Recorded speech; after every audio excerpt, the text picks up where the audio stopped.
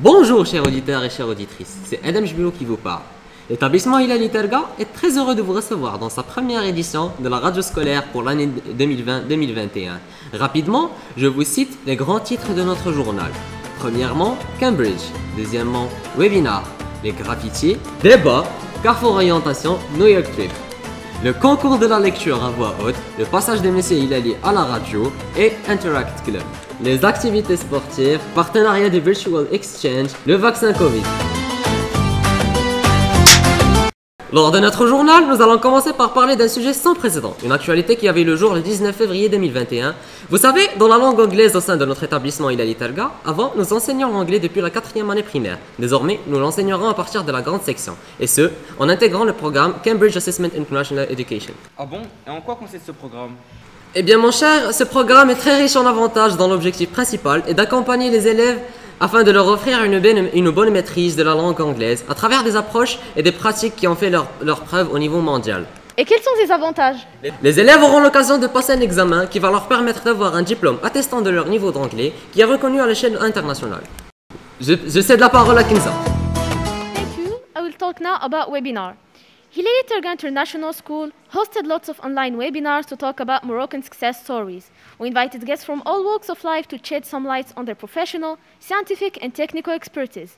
Our guests have achieved outstanding recognition abroad for their achievements and professional success. All previous webinars were conducted by Mr. Hilali, where's the last episode of Moroccan success stories. Our school gave Yasmin Sharei the opportunity to be the moderator. Yasmin Sharei, who is a senior student, interviewed Mr. Adil Alawi, who is a self-made man and climbed the ladder of success in the US. He is currently the head of the Innovation Center for Biomedical Informatics at Georgetown University. As a matter of fact, Sharei was proficient through the webinar in terms of dialogue management. She showed excellent communication skills as well. Reduce healthcare costs. That is precisely the goal of our graduate-level master's program here at Georgetown in Health Informatics and Data Science. This master's program is industry-driven. It is focused on new and emerging technologies. Faculty use case studies and hands-on experiences. Now, I will leave the floor to Utman. Songez un jour d'utiliser des bombes aérosols pour former des dessins sur le mur ou au moins acquérir quelques techniques pour pratiquer du graffiti? Et oui, l'établissement Hilali Terga a déjà offert cette occasion à ses élèves du collège pour vivre une expérience très marquante, unique en son genre, qui leur a permis de passer un moment de distraction et de convivialité après une longue période d'examen. C'était une occasion pour la pluralité d'entre eux pour découvrir le graffiti qui est devenu une forme très répandue du street art. Un grand merci aux talentueux graffeurs qui ont encadré nos élèves tout au long de cette activité et qui ont prouvé leur amour à cet art par le sens du service et d'accompagnement. Cette activité a donné suite à un débat. Il s'agit d'une occasion qui s'offre aux élèves pour développer leur sens de communication, partager et échanger leurs points de vue et surtout apprendre à écouter l'autrui et défendre leur propre opinion en se basant sur une argumentation bien pertinente. Encore cette année, les élèves de la première, deuxième et troisième année collège ont pu présenter un débat très interactif, encadré par le professeur de français sous le thème graffiti, art ou vandalisme. Ils ont pu éclairer la notion du graffiti au public et surtout réconcilier les deux points de vue discutés. C'est le temps de passer la parole à ma camarade Hafsa. شكرا اسمان. والآن أعزائي المستمعين أنقل إليكم الخبر التالي. في إطار توجيه تربوي فقد استضافت مؤسسة الهلال ترقى للتربية والتعليم يومه الثلاثاء الموافق ل23 من فبراير المنصرم مجموعة من الكليات والمعاهد العليا الخاصة في أروقتها. نذكر على سبيل المثال إلى الحصر HEM, UPM, سبدكو, Opportunities Hunters وجامعة الأخوين.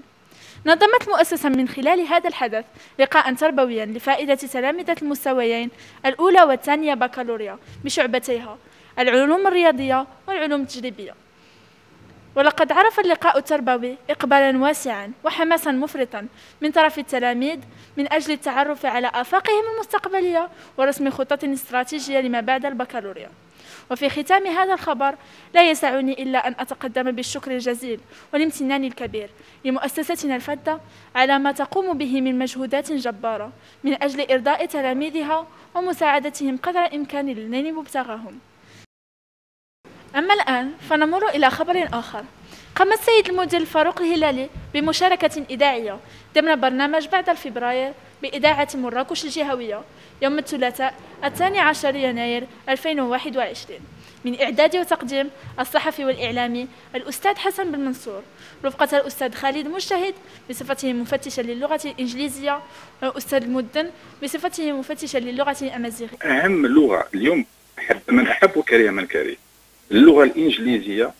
عندك تقريبا 1.3 ولا 4 مليار ديال الناس يتكلموا اللغة الإنجليزية، متمكنين من اللغة الإنجليزية. نعم، ولغة العلوم، لغة التكنولوجيا، لغة العلوم. تشوف الأطباء هنا في المغرب. نعم. كيرجعوا لي سيبور كلهم باللغة الإنجليزية. دار حوار الحلقة حول أهمية اللغات في المنظومة التعليمية التربوية وآفاقها المستقبلية، والإشكالية المطروحة: اللغة من أجل التدريس أم التدريس من أجل اللغة؟ وأكد السيد المدير فاروق الهلالي خلال مداخلته في البرنامج على ضرورة إيلاء الاهتمام الكبير للغة الإنجليزية، لأنها لغة العصر ولغة العلم ولغة المستقبل، دون نسيان أو تهميش لغتنا الأم وهي اللغة العربية. وتتويجا لهذه المداخلة الإذاعية والمشاركة الإعلامية من طرف السيد فاروق الهلالي، فقد قام الصحفي المحترم الأستاذ حسن بن منصور بزيارة شرفية لمؤسسة الهلال ترقة صبيحة الأربعاء 13 يناير 2021 رفقة الأستاذ الشولي مولاي أحمد. أما الآن فسأترككم مع زميلتي كنزة. Thank you, Hafsa. I will talk now about New York trip. Hilal Targa School was selected among the most distinguished schools in Morocco to represent our country in the program Young Ambassador to the United Nations 2019-2020. Our high schoolers had taken part effectively in various workshops, seminars, and conferences conducted by famous professors before they went to the United Nations headquarters in New York. This interesting program provided the students with specific training courses and allowed them to participate in debates about critical issues facing people around the world. And now, I will leave the floor to Rim. Maintenant, passons au concours de la lecture à voix haute. 2 élèves en première année collège de l'établissement Hilali Terga ont été présélectionnés pour la finale du grand concours de la lecture à voix haute qui s'est déroulé le samedi 23 janvier 2021 à l'Institut français.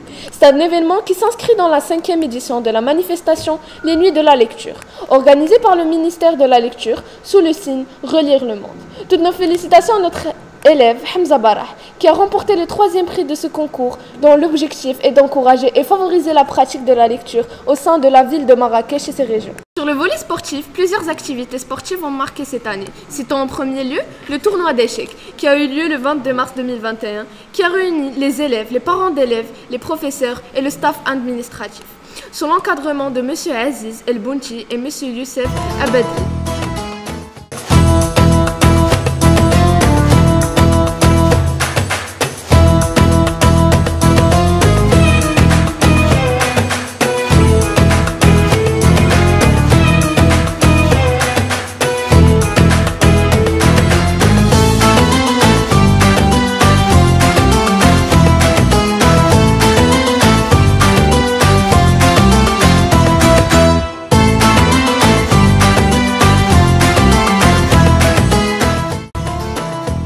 Interact Club Hilali Targa International School is a service club for youth between 12 and 18, sponsored by the local Rotary Club in Marrakesh Menara.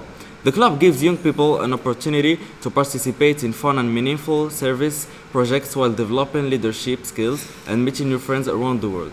In this holy month of Ramadan, the Interact Club Hilali Targa International School decided to launch its first action under the name of Iftarakt, which consists in distributing some meals also known as iftars for people in need. The atmosphere of iftar preparation is warm and friendly and quite well in good spirits, with a Marrakeshi atmosphere sprinkled with a purely Marrakeshi daqa. During the distribution of the meals, we had been victims of a riot and a stampede, but fortunately there was no parallel damage, alhamdulillah.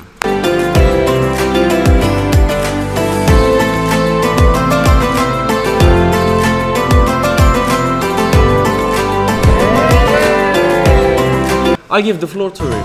Une autre activité sportive s'ajoute à la précédente et qui concerne les matchs de ping-pong avec les élèves du lycée qui sont organisés par Monsieur Nasseri tous les jours pendant le mois du Ramadan. Et finalement, je ne peux pas clôturer le thème de sport sans parler de l'élève Khouloud Nouzak, qui a réalisé plusieurs succès éclatants en remportant d'abord la 2e place catégorie kata lors du championnat marocain de karaté qui s'est déroulé à Fès. Puis la 3e place lors du championnat scolaire de karaté région Marrakech-Safi. À cette occasion, nous présentons nos sincères félicitations à Khouloud et lui souhaitons plus de succès dans les prochains championnats.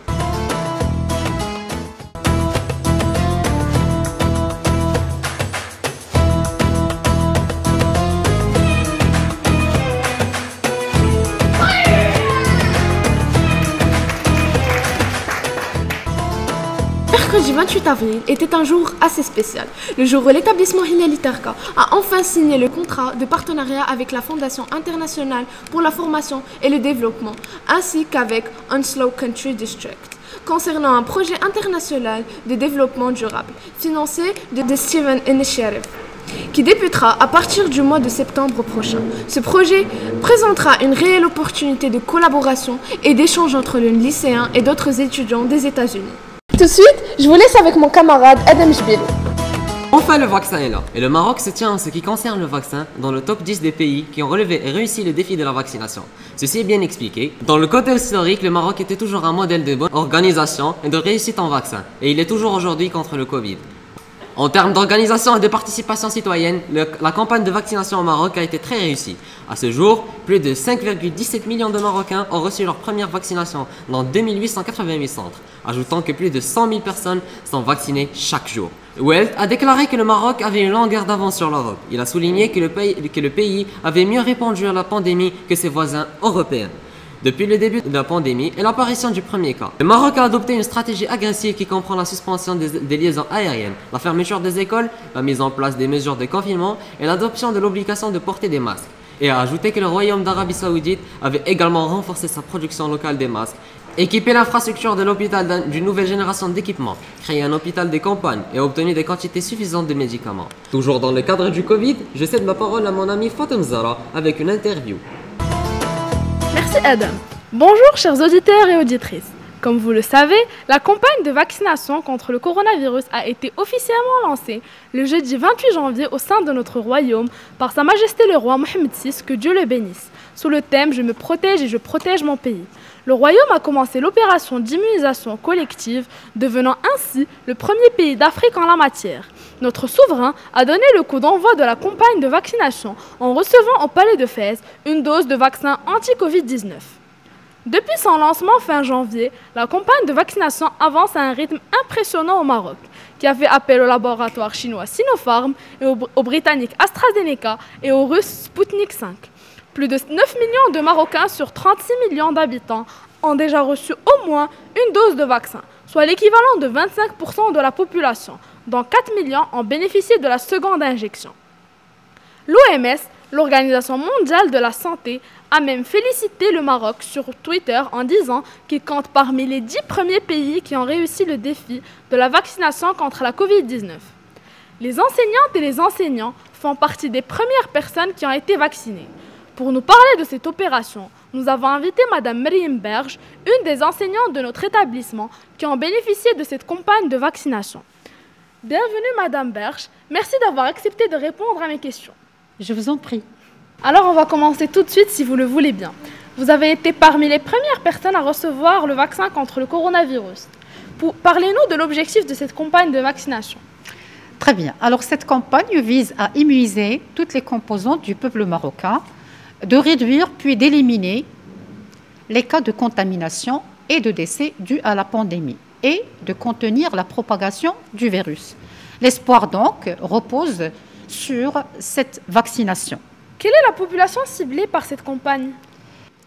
Les premières personnes ciblées de la première phase de cette campagne sont les professionnels de la santé âgés de plus de 40 ans, les autorités publiques, les forces armées royales, le corps enseignant âgé de plus de 45 ans et les personnes âgées de plus de 75 ans. Alors, comment s'est déroulée l'opération de vaccination ? Madame Hilali, Madame Alaoui et mes collègues ont reçu la première injection le 10 février dans un centre de vaccination à Sidi Ben Ali. Et un mois plus tard, nous avons eu le rappel. L'opération, bien sûr, s'est déroulée dans les meilleures conditions et dans le respect des gestes barrières et des mesures de prévention. Le docteur qui supervise le centre vérifie l'état de santé des gens, alors que des bénévoles de la Croix-Rouge s'occupent des détails administratifs. Puis une infirmière procède à l'injection. Tous sont ensuite gardés en observation durant 15 minutes dans une salle de repos. D'accord, et je me demandais si vous avez eu des effets indésirables suite à cette vaccination. Oui, mais ce sont des effets secondaires tout à fait normaux et qui ont été anticipés lors des essais cliniques, à savoir des frissons, de la fatigue, des maux de tête et surtout de la fièvre. Mais tous ces effets montrent que le vaccin fonctionne. Et êtes-vous soulagée de vous être fait vacciner? Oui, mais il y a quelque temps encore, j'étais méfiante et réticente avec tout ce qu'on entendait. Mais maintenant, je ne regrette pas et je souhaite que le vaccin soit bénéfique pour toute la population afin que nous retrouvions notre vie normale. Je vous remercie d'avoir répondu à mes questions. Je vous en prie, merci, tout le plaisir est pour moi. D'accord. Ah, c'est pas facile de... Merci de nous avoir écoutés et Eid Mubarak Saïd. Eid Mubarak Saïd.